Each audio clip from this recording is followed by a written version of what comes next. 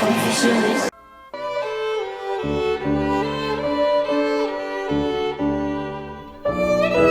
Bien, regresamos. Sirve esta dramatización para poder ejemplificar cómo ha evolucionado y cómo hemos ido, pues no sé si evolucionando, pero sí cambiando, Memo, a raíz de tratar de enfrentar todo esto, todas nuestras sintomatologías, todas nuestras vivencias, todo lo que está asociado a lo que tuvimos que dejar de hacer o tuvimos que cambiar durante todo este periodo. Al final se le fue la voz a Sandy porque le llegó un WhatsApp que le avisaban que Ernesto acababa de fallecer y que había muerto en paz de COVID, por COVID. Lo sabía,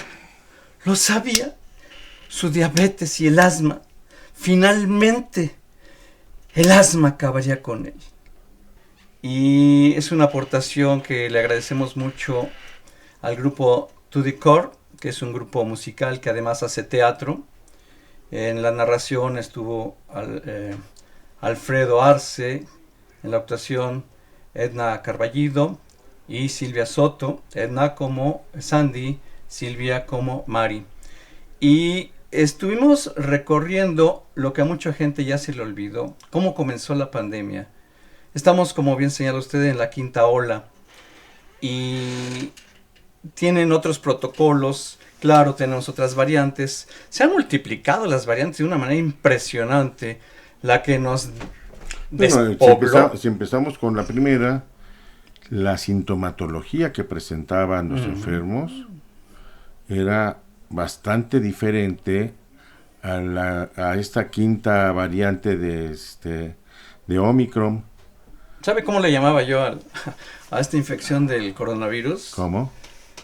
La 1000 máscaras. Sí. Qué bárbaro, porque tenía una forma de presentación tan diversa. Un paciente llegaba con unas manifestaciones de este tipo, otros con esta otra. Era un paciente de 1000 máscaras, que había que abordarlos. Pacientes... Pero ¿cómo abordarlos, Memo, si no teníamos conocimiento de nada? E intentamos, como en otras muchas enfermedades, muchas cosas que ahora parecen descabelladas, pero en aquel momento, ante la angustia, no tener vacunas, seguir sin medicamento específico, como tú bien dices, sintomatologías enmascaradas, ¿sí? Y cada paciente, pues era un caso, como siempre, diferente, pero aquí a todas luces diferente. Era impresionante ver cómo trataban o buscaban cómo atender y tratar, iban llegando y desde que aparecieron, por ejemplo, es curioso, en el 23 de abril del 2020 ya se festejaban los 11 años de que había iniciado la pandemia de la influenza H1N1 y precisamente ese mismo día, 23 de abril del 2020, se rebasaron las 1000 defunciones por COVID, llegando por COVID-19 a 1069.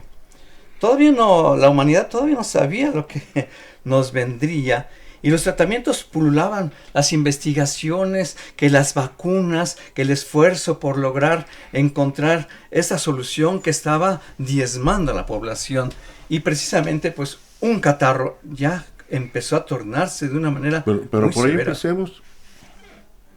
¿Cómo han ido evolucionando? ¿Cómo han ido cambiando las sintomatologías típicas de acuerdo a la variante? ¿Sí? Para las primeras, pues era dolor articular, fiebre, en la actualidad, malestares relacionados con aparato digestivo. Es increíble cómo, de algún modo, uno pensaría, pues primero empieza por vías respiratorias, que porque ahí entra el virus. Entonces los síntomas son respiratorios.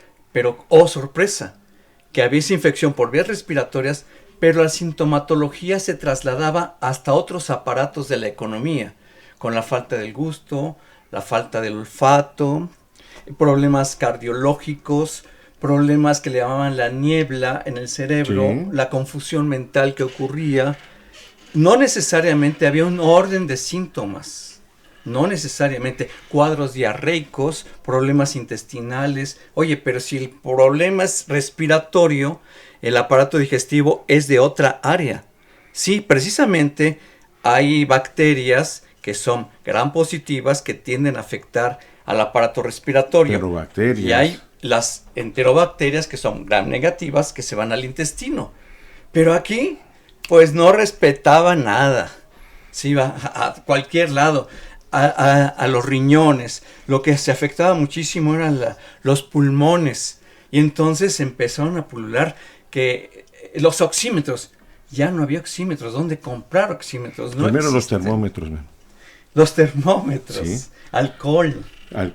Oye, esa compra masiva de papel higiénico. Fue impresionante. Porque alguien dijo que nos iba a ser diarreica. Entonces, no sé de qué manera se conectó todo, pues que salieron corriendo a comprar papel higiénico porque iban a tener una enfermedad diarreica. Pero sorpresa, se llenaron sus anaqueles de casa de papel higiénico que se quedaron por meses, Pues yo creo, seguramente. Lo que sí escaseó y como eran compras de pánico eran el arroz, el frijol, todos esos productos. Y empezaban a maltratar a los personal de salud, al personal sanitario, evitando los contagios. Y a nivel científico empezaron a descubrir que tal vez con el suero del paciente recién infectado podría servirle que se lo transfundía en el suero a los que estaban delicados y podrían mejorarle. Pero eso era antes. Ya se dejó de usar eso. Sí, claro. Empezaron a aparecer otros medicamentos más efectivos al respecto. Y que ahora dependen de las condiciones típicas, propicias de cada organismo para poder decir, esta combinación es la que a este paciente le tenemos que dar.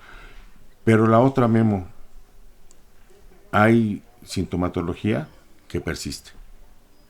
Y que persiste a lo largo del tiempo. Tos que parece crónica, dolores de articulares, cefaleas, ¿sí?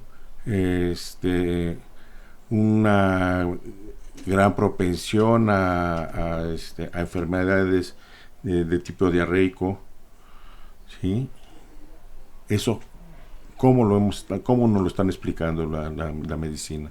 Qué interesante pregunta, licenciado Cuauhtémoc Solís Torres, porque hoy en día la información científica se ha extendido por doquier. Quien no se entera es porque realmente no acude. Y si es a nivel médico, pues más obligados a acercarse de esa información. Hoy en día siguen existiendo recetas de productos que no se deben de usar.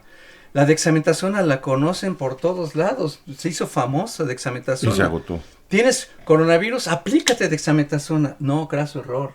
Eso es lo que menos hay que aplicar al principio de la enfermedad. ¿Por qué? Porque abate los anticuerpos y es cuando el microorganismo se aprovecha e infecta más. Hace una disminución de la inmunidad y es lo que están aconsejando la comadre. Le rompemos todas las barreras que teníamos naturales y le abrimos un gran dique para que pase. Totalmente. Es más, mucha gente le hace más caso a la comadre que toma aquello, cómate con lo otro. Hay médicos que de veras, las revistas internacionales de medicina, hay que suscribirse para tener acceso a esas hay miles de publicaciones internacionales, New England Journal y miles, Lancet, Nature, muchas. Bueno, lo bueno es que en esta bendita universidad tenemos acceso a todo eso. Sí, y empezaron a liberar el acceso a todo lo que fuera COVID. No era necesario tener que suscribirse a esas revistas. Así es. Simplemente entrar y estudiar. ¿Y para estudiar para qué? Pues para no estar usando medicamentos como acitromicina, que no se deben de usar, la ciclosporina, el dióxido de cloro, cuánta gente le agarró una fe al dióxido de cloro, el factor de transferencia, cuántos amigos me llamaban para que le publicitara el factor de transferencia. No sirve el factor de transferencia, no hagan caso de eso. El opinavir, el ritonavir, vamos, recetas médicas donde recetan el oseltamivir, que es el que se usa para la influenza. Sí, claro. Y eso no sirve. Una cosa es influenza y otra cosa es coronavirus. Y tú acabas de tocar un punto muy importante, Memo. Las recetas firmadas por médicos que de una u otra forma le estaban indicando eso a sus pacientes. No quiero dar un calificativo. De verdad, esos calificativos me los guardo para mí. Pero no se vale. No se vale porque debilitaron organismos. No se vale porque los hicieron propensos a otra serie de cosas. ¿Sí? No se vale porque además en ese ánimo de decir yo tengo la razón, demeritaron todo lo que la ciencia iba avanzando. No saben. ¿Sí? La OMS no sabe, los científicos que publican en los journals no saben. Tómate la medicina para, no sé, hasta para una diarrea, porque eso te va a curar del coronavirus. Exacto. O tómense todo esto y a pie juntillas. Pues estaban debilitando, esa automedicación estaba debilitando a los organismos. Yo estoy cierto que la falta de una política de transmisión de datos certeros, de manera llana, constante, en la que no nos dijera no nos va a pasar nada, sino por el contrario, debemos prevenir, debemos cuidarnos, porque en el momento en que yo me cuido, estoy cuidando a los demás, eso hubiera sido mucho mejor. Indudablemente, licenciado Cuauhtémoc Solís Torres, yo recuerdo desde que entré a la carrera, lo primero que me enseñaron era la medicina preventiva. Y a lo largo de la carrera, el enfatizar la medicina preventiva. Se abusa mucho de la medicina curativa. El enfoque de la medicina curativa, por ahí no va. Por ahí no va. Memo, pero esto es desde los años 70 del siglo pasado, en Alma-Ata, se firmó el compromiso a nivel internacional de que para los 90s lo que iba a privar era la medicina preventiva y se le iban a invertir todos los gobiernos en medicina preventiva para abatir el costo de la salud, de atención a la salud. Claro que es mucho más fácil, mucho más económico, mucho más efectivo prevenir que estar tratando de remediar casos y casos y casos. Ha sido relevante la presencia de los pacientes con las comorbilidades. Sí. Indudablemente que se hizo una selección en cuanto por dónde comenzar a aplicar las vacunas. Finalmente fue un éxito extraordinario las vacunas. Apenas apareció, es asombroso cómo empezaron a hacer los descubrimientos de la vacuna a nivel mundial. Y eso realmente es lo que vino a salvar la vida a millones de personas. Sí, la velocidad con que avanzaron. Las dispensas que después de haber pasado ciertos protocolos modificados, simplificados, se dieron para que de manera por emergencia epidemiológica se pudieran utilizar todos estos biológicos, porque de otra manera pues hubiera tardado el desarrollo de estas vacunas 3, 4, 5 años. ¿Sí? La idea de vacunar, quitar esa idea de mejor vamos a contagiarnos todos para lograr inmunidad de rebaño. ¿Sí? Todo ese tipo de cosas pues nos fueron afectando, y por no decir no, por no tener una posición muy clara, pues nos fuimos enfermando. Yo creo que aquí una de las grandes cosas, como siempre, de nuestra universidad es este grupo de universitarios contra COVID. Este grupo que es un grupo multidisciplinario, en donde han estado trabajando arduamente, ¿sí? Aprovechando lo que hay en la universidad, lo que hay fuera de la Universidad de México y lo que hay en el extranjero para traer soluciones. ¿Sí? A veces no muy bien escuchadas, pero traer soluciones reales, basadas en el conocimiento científico, no en cuestiones de ocurrencia. Pero bueno, ¿qué vamos a hacer con todo esto, Memo? Pues primero cuidar a aquellas personas, darle prioridad a aquellos que tienen factores de mal pronóstico. Identificarlos y preocupar más por esa situación, como es la demencia avanzada, la enfermedad neurodegenerativa. Son personas que se van a morir si no hay una atención médica adecuada. Cuando hay cáncer metastásico que ya invadió, cuando hay una malignidad hematológica, el EPOC por tanto fumar, o el EPOC por exponerse a cocinar con leña. Ese el otro carbón. EPOC rural, O sea, que yo le llamo. Exacto, el EPOC no nada más es por el tabaco. No, el EPOC rural, el de las cocinas de leña. La insuficiencia cardíaca, aquellos con cirrosis hepática, la cirrosis por el alcohol, pero hay también la cirrosis por esteatosis, por el hígado graso.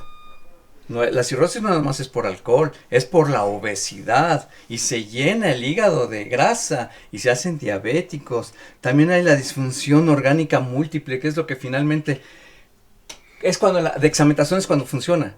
El virus pega, infecta y se desencadenan las interleucinas, las respuestas inmunes, inflaman todas las arterias y entonces se afecta el cerebro, se afecta el corazón, el riñón. Y entonces cuando se aplican los antiinflamatorios, ahí es cuando se han de aplicar. Pero solamente en esos casos graves. No tomemos dexametasona Exacto. de manera profiláctica y así totalmente entrecomillado, ¿eh? Porque así lo estaban tomando. Tómatela para prevenir. Hay voy a protocolos. prevenir? Hay protocolos de atención. Confusiones y confusiones. Confusiones.